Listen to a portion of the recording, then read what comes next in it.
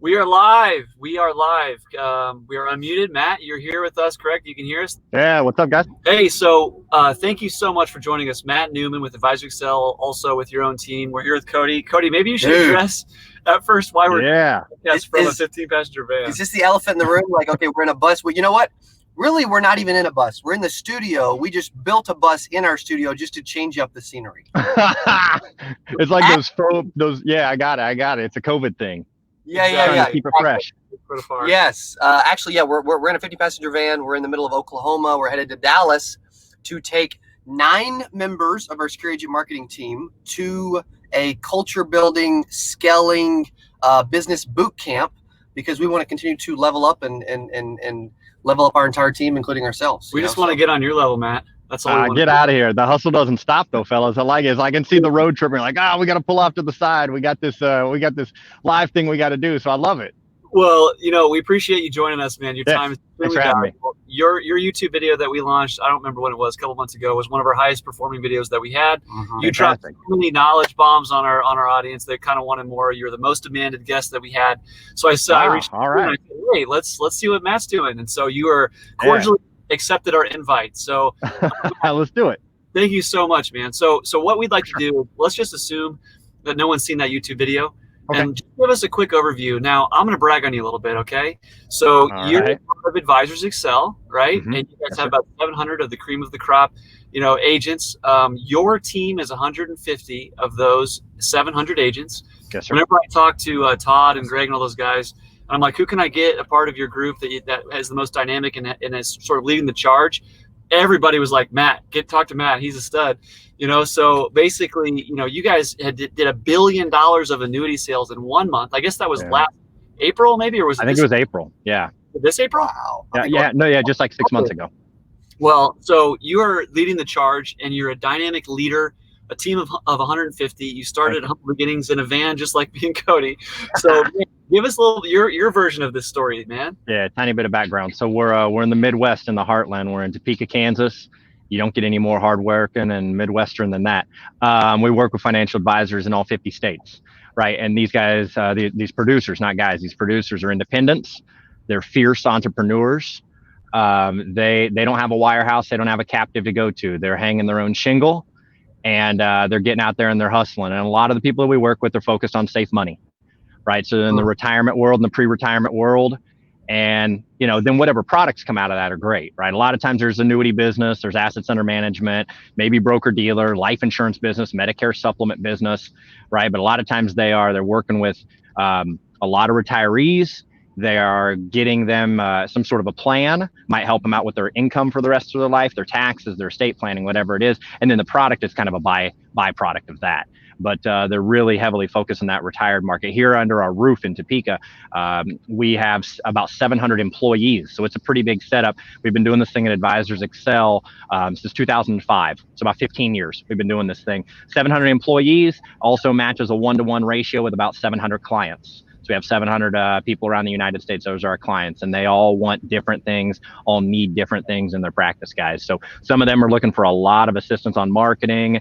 Some are on sales, some are on ops, practice management, profitability, branding and image, leadership. It goes all across the board, and that's where we fit in. So we've got a core group of people here at our office that are those core coaches, right? The ones that lean into them every single day. And I'm blessed. I'm fortunate to know about 150 of those that I've developed relationships with over the years. Today, 2 of them were in here today. One came in from St. Louis and one came in from Florida. Grabbed breakfast with one, lunch with the other. They're looking to do a lot of different things in their business. And that's just who we get to know really, really well in those conversations. Go all over the place. So that's the last 15 years, but it's growing. It's big. And again, although we got a lot of people, we got a lot of resources. What we try to do is we make things feel small here inside of our office. So we're trying to take a couple point people, myself including, and give these financial advisors whatever it is that's going to grow their business. So that's kind of us in a nutshell, I guess. Right on. 700 employees. Dude, I thought crazy, isn't it? I thought we were growing. We got a long way to go. We got to think bigger, man. It's crazy. It's crazy. That's awesome. Good for you guys. Did you were you a solopreneur when this whole thing started? Yeah, I was fortunate to get to be the first guy in the doors here. So wow, I didn't know and that. just like any other business would start, I was the very first sales guy, right? The very first person that was going to curate new business here inside the firm. And when you do that, you're going to put them on a commission split because you don't have any salary to pay that person when you got a startup going, right? And so I came in and basically eat what you kill, and then start forming relationships with people. Yeah. So I've been doing that for 15 years. It's grown a little bit since then. A little bit. Well, you're known as like just a dynamic leader and a marketer in the space. And so the first thing I'd like, you're in the Facebook group, Advanced Insurance Marketing. And I look to you as an influencer, a leader in the marketing world, and really just someone that knows his voice, carries his voice well, a lot like this guy does. Would you mind just sort of unpacking your general strategy for two different areas? One thing I'd like to do is, how do you manage or strategize your organic, just conversational Facebook, Instagram, your emails, whatever that is, organically? And then do you do any lead development type work for your team and actual just hardcore like marketing dollars spent, generate X amount of leads to get a cost per acquisition? Or just walk me through that balance, if you don't mind, if that was clear. I don't know if I completely understand, but let me try to rephrase it back to you. And first, I appreciate all the compliments. If I'm ever having like an awful day, I'm just going to come on here and let you guys pump me up for a minute. Right? That's all I need, man. Like, it's been a rough week, guys. You want to do Facebook Live? That'd be great. So is the question inside here, Landon, online strategy, like what we're doing in regards to social? And, yes. And then the second part was something about cost per acquisition. Well, and is that how we are looking for financial advisors, or is that how our financial advisor clients are looking for their end client? Let me rephrase the question. You have a personal brand developed. Yes. Can you unpack why you're doing that, how you did it, and just your strategy behind that? We'll start there. The very first reason that I did it is because I felt like there was so much value that was inside of our walls that was seen a singular time or had a shelf life of a week, that in a lot of circumstances, it was frustrating to me that I said that could be something that should have a shelf life of a year.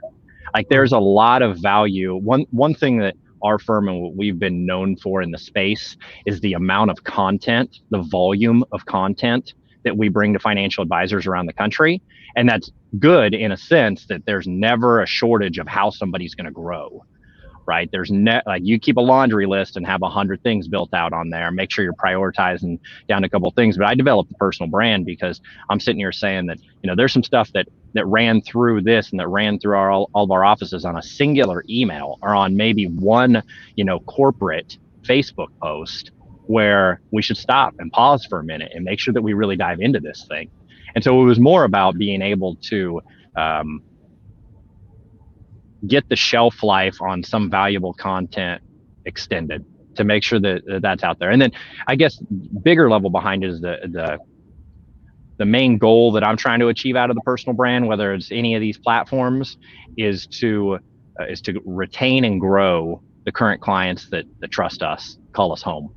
Right. So I know people trust you, people look to AIM, people look to 8% Nation, people look to Advisors Excel. They're trusting us initially when they engage with our communities, right? Whether that's writing a check or even giving us their energy and their time, they're trusting us, right? And so I want to live into that, right? I want to live into fulfilling those promises and never being part of that subsegment of the financial industry that overpromises and underdelivers, right? I want to exceed expectations. I want to make sure that we're living up to our end of the bargain. And with that comes just making sure that we're on whatever platform they're on, that we are getting out content onto wherever they're looking at things. And so making sure that we're delivering on those promises. And of course, there's going to be an element to it as well of getting the message out to people that should engage with us that haven't yet, right? But first and foremost, there's just a lot of content and a lot of value that we can provide. And I'm trying to put it on whatever platform we can out there. Would you mind getting a little more granular with us and maybe walk through, like, in a given month, I may do 15 emails, 42 Facebook, but like, what do you mind giving into the tactical just a little bit? Is this on the personal brand side still? Yeah, just your personal brand side. Okay, so the personal brand side, what I'm going to do is I'm going to come up with a piece of content that is going to be core to like the next series, the next run of things. So here's one thing, maybe it's an 8-page doc. Right. I just had one that I think is going right now. We've got it going right now on all my socials. It's about a 20-pager that's more on culture. It's called True Engagement. It's how you engage with your with your local marketplace, with your community, specific strategies that you can take to integrate culture or charity or different pieces in there. So 20 pager, great stuff. Let's get this in people's hands right now, because there's also some stuff that went around back to school shopping, some holiday shopping. There's some tactical pieces to it. And so I got that piece, and that's going to be central to it. Now from there, I'm going to break it down into a number of weeks. I think that one broke down into 10 weeks, guys. So I'm taking a look at the piece and I'm breaking it down, chunking it out from each one of those chunks. Then I'm going to go in and I'm going to record a central video that's going to land on YouTube and land on the subscription page on the personal brand site. So, right, they can subscribe on the brand site and they can see it on the YouTube channel. And that video for that one chunk might be 2, 3, 4 minutes, call it 2 to 5 minutes, right? So I'm going to have this one piece, 10 chunks, 10 shortcut videos, okay, 3-minute videos, and get those edited up looking good. And then on each one of those, now we're going to put a weekly series to it. So video 1's going to be in the first week. It's going to hit everybody that subscribes. And then what we also are going to do is then take not that 2-minute video, but even cut it down to shorter to like a 20-second something and put it on each platform. I think we're on Facebook, Instagram, Twitter, LinkedIn, and I think we're going to have that hit each one of those platforms twice a week, just looking a little bit different. So every platform, I think we're hitting twice a week. The goal is to drive it back to the personal brand site, to get the larger piece of content that we're offering, and then to get the subscription. So that way they don't even have to find it on the socials. They can get that video every week when they subscribe to it. What's your favorite social channel? Well, again, you got to remember that my target market is financial advisors who are looking at retirees. So LinkedIn by far has my biggest engagement. Nice. And it's not even close. But that's my target market, right? I mean, I get a lot of friends and family and people that probably engage with Instagram or even Facebook a little bit more. But, my target market's somebody that's gathering $1 million a month of client assets. They're independent. They're in the retired space.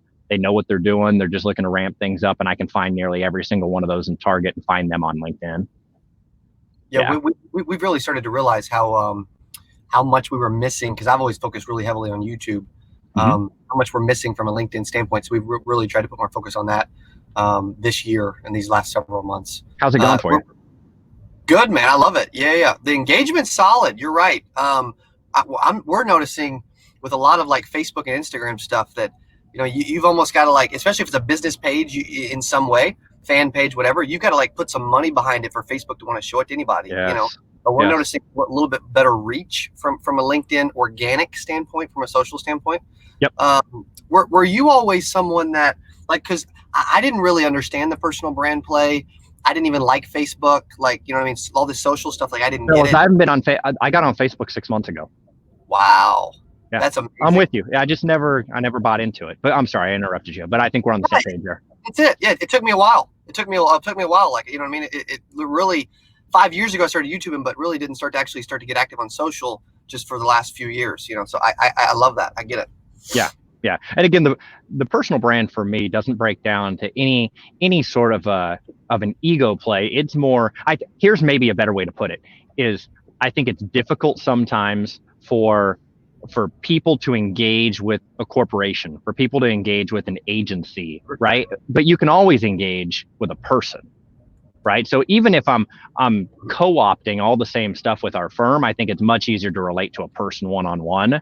So even if it's the exact same information, if you got any of the people that are watching this, that are following you, if they're part of any sort of an organization, people want to follow them. They don't want to follow the corporate, logo that's out there. So I think it's just how people's minds work. For sure. Yeah. We're living more and more in the digital age, but that doesn't mean that people don't crave that personal touch and personal attention. I think even more so they do. Yeah, and I call a lot of these marketers that live in the clouds like chasing unicorns, where they want to create the magical automation system that allows me to never talk to a human. And it's bro, that's not going to work. What are we doing here? Well, if you don't want to talk to humans, maybe you're in the wrong business. Yeah, but that's when you unpack a lot of these guys' wants, it's that's kind of what they want. Well, deep down, what agent wouldn't, what advisor, agent, marketer, etc., wouldn't want to make money without having to talk to people. But what most people forget is even all this social stuff, like it gets people to know you, but and start to trust you and follow you along your journey. It's not. I love that you mentioned it's not an ego play, right? Because for me, it never is either. But it's that relationship piece that keeps it going, or otherwise, what's the point? I would also say it's for most of the financial advisors that I coach, and for myself personally, the social piece is still not. And I don't know if this is what you want to hear. It's just how I feel. Truth. It's not core to their marketing. It's supplemental to their marketing. So I'll just point to the two people is very top of mind, because two different offices are very successful that I have in here in our office today. We're talking through social with both of them. I mean, everybody wants to talk it. Everybody wants a strategy. I need to know what to do with it. But most of the offices that we work with, they're still spending plenty of money on what I'm going to call traditional direct response marketing. But if they're on social, what it really means, where we see the most hit, is Facebook ads. It's Facebook ads to a targeted market that drive people to some sort of an event. And, it's kind of difficult depending on what state you're in to have a live event, but some can still do it distance and spaced, or they're taking them to a webinar. But it's Facebook ads taking them to an event where they can give a one-to-many presentation and ask who wants to engage off of that. Ask who wants to come into the office, or ask who wants to, set up some time over a Calendly link, And so that is a strategy that works. Or for us, like radio marketing, commercials or shows with direct response off of it works. Like we have a lot of offices that spend money with a direct response mechanism on the back end of it, where most of the social that people talk about, there's not enough direct response. Or if you're asking for a direct response every time, it comes off salesy, nobody wants to engage with you. And it's like everybody's heard jab, jab, jab, right hook. And hell, and today it might be like you need 20 jabs before a right hook. I mean, you need to throw a lot of value out there. Right. And so we see it as supplemental. Like we're going to have a lot of these offices, and myself, that have these. We don't stray away from the core traditional marketing of having direct response in it. And then we're going to supplement it with some of this other social stuff. And then if people find your traditional stuff and then, should I respond? Should I engage? Who are these people? Then they'll find you on whatever other channels they are, and like, oh, they're really doing this thing, right? They maybe watch one of your videos, or, maybe they, they connect with your Facebook fan page or whatever it is. So yeah, I don't know. We still coach into it most of the time as supplemental rather than core. As not to say that it can't be core. There's people that have proven that model is just not nearly as prevalent as the other way. In my opinion, traditional marketing takes more patience and more budget, which a lot of newer agents don't typically have either of those two things. Right. You're working with a core select group of killers that budget and concern are really not. Yeah, I mean, they're like, what works, Matt? Tell me what works, and I'll spend whatever it takes. Yeah, I mean, you got to be smart with money. Everybody's got to be smart with their money, but they do have budget to spend most of the time. Exactly. We've got some capital we can deploy. When we end up in those conversations, we also place media as well. So as we're a full service agency, so we'll place TV, radio, billboards, whatever else in a traditional manner. Typically, I find, though, the only people that are willing to go down that road are those that truly understand the value of branding, and they're kind of a little bit away from the CPL, and like this whole CPL conversation that's very short-term minded. If you can really invest in your brand and do a good TV, like one of our biggest Medicare clients does a lot of money, like tens of thousands of dollars on TV in a small little 50,000 person market, and crushes it. You know what I'm saying? And then it feeds into his website conversions and all that other stuff. So 1,000%. I totally agree with you. So let me ask you a follow-up question. Let's just say on your average agent, not the outlier, not the brand new person or whatever, if you were to break down the marketing budget in a pie chart and you put, TV, social, radio, other, fill up that pie chart for me. Give me like a percentage in general, in your opinion. I know that it's not a one size fits all, but what would that look like? You're looking for dollars, percentages, both? Just percentages. Let's say you get $5,000 a month to spend. Where are you spending? Yeah. Some sort of one-to-many marketing. It could be pre-COVID. It might have been mailers to attend a dinner event, or it could have been mailers or social to attend an educational event at a community center, right? Some way that gets them in front of a group of people, right? That would be 2/3 of a marketing budget, a big chunk, more than 50%. Okay. Let's call it 50, 60%. You might take another third of that marketing budget and bust it down to marketing funnel number 2. And this is really not even one that you mentioned, but it's the one that we see. It's the true answer, and it's strategic client events. It's taking the client base and also the database of prospects that they've already built up in Salesforce or Redtail or wherever they reside, and being intentional about how we're approaching those people. So a lot of financial advisors, when I start working with them, they think client events. They think they're going to, I don't know, what they've done in the past might be throw a 4th of July barbecue and a holiday event with Toys for Tots, and they spend a bunch of money and they don't get much in return. I'm talking more about how we are reapproaching all the clients that you already have for cross sells, or how we're reapproaching all the people that already clients of yours for cross sales, for additional money, for new planning opportunities. So we really get into client events, cross sells. We get into referral events. So how you can strategically run things that say your guest is your ticket. It's typically the language that we use. So here's this cool event. That's really good. Guest is your ticket. I haven't heard that. It could be, there's the Steve Miller band that comes into town, right? A classic rock concert, and you buy a group of tickets and your guest is your ticket. Or you rent out a suite at the local ballpark, or you have a golf event and you fill up a foursome. Your guest is your ticket. And we're not going to pitch anything at that event, but we are going to acquire new names, and then we're going to lean back into them the day after and say, here is how you can engage with us, just like your friend did, right? So we need another thing to back that up, another one-to-many marketing mechanism that we can backfill with it. But to not be too long-winded on it, Landon, to give you your answer, there's one-to-many marketing, some sort of event marketing. There's going to be client events, and then the last piece chunks out fairly. The third marketing funnel varies the most. We have plenty of people that are doing radio, television, social, stuff like this. Strategic referral sources, right? Center of influence marketing, right? Could be another piece of it. But I would say like event marketing and then client marketing, those two together are likely 75% of the average office that we consult. How well have you guys seen social Facebook ads to an online virtual event compared to in-person event? We have seen, to compare the two, we can get people to register through Facebook ads to a webinar event. If you're working with a Facebook firm that knows what they're doing, you can do it. No problem. I mean, firms been doing that for a decade. So we can get them to register. Of course, you're going to have a lot more fall off, right? If they registered 4 days ago and you've got a virtual event, I can tell you some of the offices that we work with, some are better, obviously some are better than others. If there's a process in between registration and event, right? Call it 3 days. Can we pick up the phone and call them and let them know we're excited this is a real event? Correct. Can we put something in the mail to them? Can they give me permission, maybe even when they're registering, to text them? Yes. Yeah. So if I can put a process in there, but you're going to have more fall off versus live events, Cody.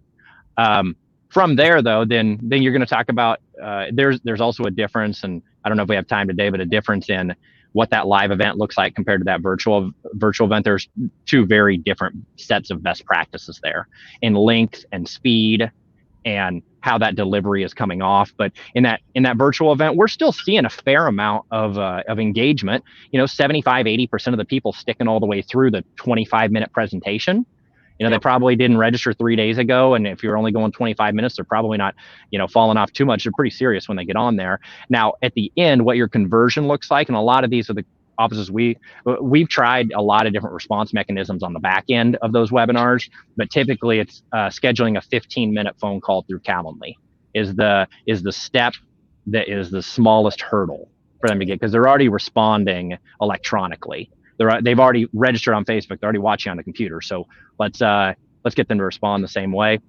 I'll wrap with this, and hopefully this is a little bit of value for the AIM audience, people watching, is the biggest thing that we've seen off of being able to get a good amount of registrations off of Facebook ad spend, but then seeing more fall off than what you would like, less engagement from the people that go there. If you just depend on, I'm going to spend $2,000 or $3,000 on a Facebook ad spend, and then I'm going to get 60 people that register. And then off that, you got fall off, even if you're doing the right things. And at the end, you only have 3 people that want to have a 15-minute call with you. Please, for the love of God, don't just stop at that and consider that to be fine. You had 60 people that raised their own hand and they were like, yeah, I'm somewhat interested here. Nobody's just piddling around Facebook and clicks on an ad like that for no reason. You're not offering some giveaway, some gimmicky thing. So if you're really running a business and you've got true value out there in front of you, you got 57 people in my scenario that self-selected. So get after those folks. Pick up a phone, call them, text them, email them. Now you can really work something, right? Yeah, exactly. So that's what we've seen. We've seen plenty of people respond, but then if you got to go back into the list a second time of the registrations and get after them. Yeah, we're seeing similar statistics and similar ideas work.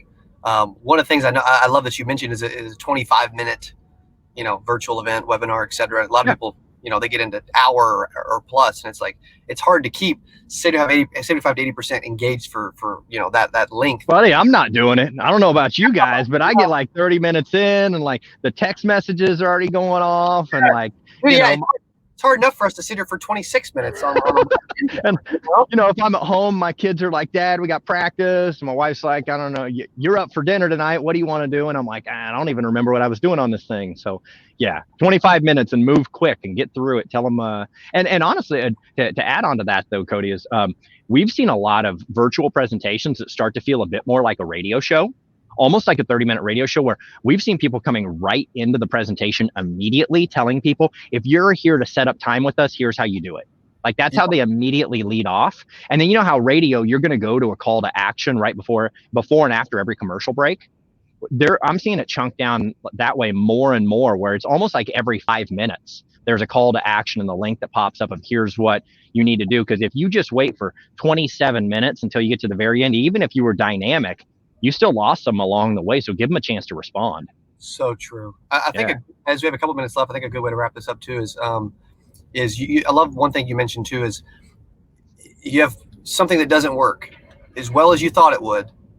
Don't give up, And I think we've noticed, and you've noticed in this industry, a lot of the people that do end up being a part of that 92%, like you mentioned earlier, they're just not persistent enough. They give up like 1 foot before they actually have a lot of success. Yeah. It's almost one of those things where it's like, what can the system provide me? Like the webinars don't work. YouTube doesn't work. It's like this thing doesn't work.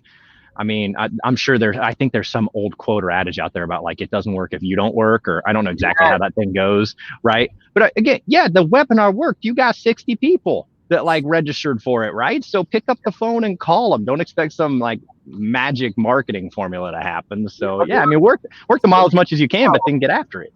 Yeah, no, I hear you, man. Well, let's what I'd love to do is let's end on this. I'd love to, I feel like your business development just acumen is on point. And last time, whenever you talked about, just how you grow a team, would you mind taking just a few minutes to say, what, this is how I would recommend someone trying to grow a team, or like just grow a business, or what's a nugget that someone watching this can take away to help grow their team, grow their business, something along those lines? Sure. Very high level, I'll offer this. Almost everything that will happen in a financial advisor or a marketer or, an insurance agent's office can be broken down into everything in their business can be broken down into 3 separate businesses. What happens before the sale, what's happening during the sale, and what happens after the sale. And if you can start to structure your office in that way, where if you're a solo entrepreneur, you're doing it all. You're wearing all 3 hats, right? But as soon as you bring in one full-time person, they're probably going to be doing a lot of the before and a lot of the after. But as soon as you can get another person in, break it down and let them wear separate hats. One person can own your marketing calendar. Their job is to get the events going, to do all these marketing we're talking about, and to get people into the office. Then your job, if you're like most of these financial advisors, is to run the during unit, connect with the people, close the sales. And then the after unit takes care of that. They chase money and they take care of current clients and they take care of the back end stuff. And we start to see a lot of offices, if they can view it as 3 separate businesses, then they can start to slot in themselves and their staff people into those. And once you have that then scaled to where I have some financial advisors that eventually even morph into the before. They like to be the CEO and drive things and have other people producing, but the vast majority are in that middle unit. The vast majority are the ones running the appointments and closing. So let's say that that's the person who's listening.